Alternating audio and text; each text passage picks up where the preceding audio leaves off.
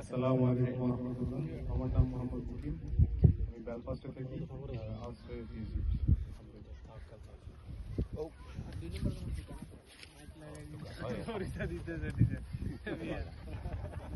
আপনারে পরিচয় দেওয়া সব থেকে বেশি। আসসালামু আলাইকুম। আমার নাম রেদওয়ানুল হক। আমি আর্টসে পিজি করছি সফটওয়্যার ইঞ্জিনিয়ারিং এ। আমি থাকি হচ্ছে জর্জ টাউনে। Thank you. একজন এই পাশে মুকিম ভাই অন্য বইজা বাইরে সাইডে এটা হচ্ছে মুকিম ভাই পাশে তো আমার ডান সাইডে হচ্ছে মক্কা গ্রুপ আর বাম সাইডে হচ্ছে মদিনা গ্রুপ। মানে আমরা কোন গ্রুপের কোশ্চেনের ক্ষেত্রে আমরা জানলেও আমরা চুপ থাকবো। মানে আমরা যদি আপনারা তাদেরকে প্রশ্ন ফাঁস করে দেন তাহলে আপনাদের জন্য আপনাদের স্কোরের সমস্যা হবে। তো এই জন্য যার যারটা আমরা নিজেরা অ্যান্সার করার চেষ্টা করবো ইনশাআল্লাহ। তো আমার কাছে 14টা প্রশ্ন আছে। প্রত্যেকটা গ্রুপকে আমি 7টা করে প্রশ্ন করবো। এই 7টার মধ্যে সর্বাধিক উত্তর যারা দিতে পারবেন তারা চ্যাম্পিয়ন হবে। দেখা যাক আজকে মক্কা এবং মদিনা গ্রুপের মধ্যে কারা চ্যাম্পিয়ন হয়।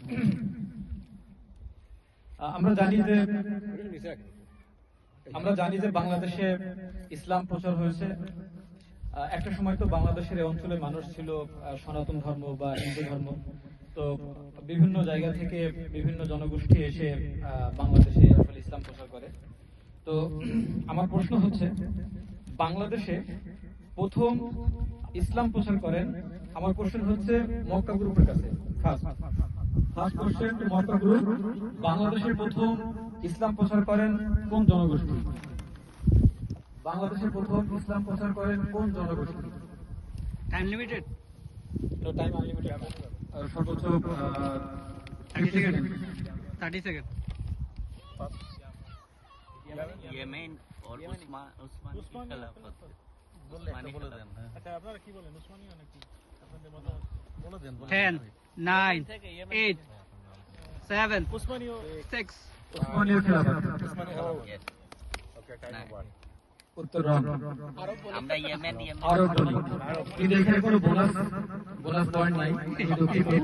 তো ওনারা একটা কোশ্চেন পারেন নাই, এতটুকু আছে। সর্বপ্রথম উসমানীয় খেলাফত অনেক পরে আসে, কিন্তু সর্বপ্রথম আমাদের অঞ্চলে ইসলাম প্রচার করে আরব বণিকরা। ব্যবসা বাণিজ্যের জন্য সমুদ্র পথে এসে ওনারা এখানে ইসলাম প্রচার শুরু করেন। ধন্যবাদ। সেকেন্ড কোশ্চেন হচ্ছে মদিনা গ্রুপের কাছে। আমরা জানি যে ভারতবর্ষে বিভিন্ন সময় ব্রিটিশদের বিরুদ্ধে বিভিন্ন আন্দোলন সংগ্রাম গড়ে উঠছে।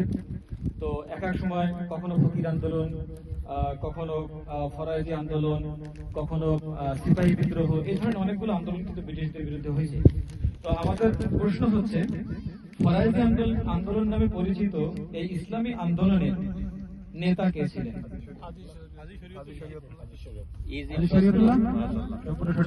ইজি প্রশ্ন হুজুর।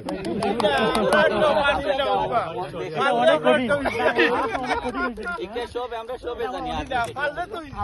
আপনাদেরটাও তো আমরা পারি না। এর পাঠ্য বইয়ে এটা লেখা আছে। আপনাদের প্রশ্ন উত্তর তো আমরা দিলাম। আমার মক্কা গ্রুপের কাছে সেকেন্ড কোশ্চেন। মক্কা গ্রুপের সেকেন্ড কোশ্চেন। আচ্ছা মার্ক কেউ বিশ্বের বিভিন্ন জনগোষ্ঠীর কাছে বিশ্বের অনেক দেশ, অনেক দাতা সংস্থা তারা সাহায্য করতে থাকেন বিভিন্ন ডিজাস্টারে বিভিন্ন সময়ে। তো আমেরিকা আছে, বিশ্ব ব্যাংক আছে, IMF আছে, এরকম বহু দাতা সংস্থা আছে। তো আমার প্রশ্ন হচ্ছে, বিশ্বের সবচেয়ে বড় আন্তর্জাতিক দাতা দেশ কোনটি যারা তাদের মোট জিডিপি প্রায় 1% চ্যারিটির জন্য ব্যবহার করে থাকে? মোট জিডিপির প্রায় 1% চ্যারিটির জন্য তারা দান করে থাকে। Saudi Arabia. সঠিক উত্তর। One walk. সবাই জানে। শহীদ ভাই টেনশন আসলে যে কি আনসার হইতো। মদিনা গ্রুপের কাছে সেকেন্ড কোশ্চেন। আমরা জানি যে ইসলামের প্রথম যুদ্ধ বদর যুদ্ধ, আমরা সবাই জানি। তো এই বদর যুদ্ধের মাধ্যমে আসলে ইসলামের ভাগ্য পরিবর্তন হয় বা একটা রিমার্কেবল অ্যাচিভমেন্ট ছিল। এরপর থেকে মুসলমানদের শক্তি বাড়তে থাকে। তো আমার প্রশ্ন হচ্ছে, এই বদর যুদ্ধ কোন হিজরি সনে সংঘটিত হয়? বদর যুদ্ধ, এটা আমরা অনেকেই জানি। বদর যুদ্ধ কোন হিজরি সনে সংঘটিত হয়? হিজরি সন। হিজরি 17 10, এই গ্রুপের 9, লিডার লাগবে আমার 8, 7, 6, 5, 4, 3, 2, 1, go, pass. এই গ্রুপের লিডার কি আমরা ফাইনালি লিডারের উত্তরই আমরা অ্যাকসেপ্ট করব সেকেন্ড হিজরি 17 রমজান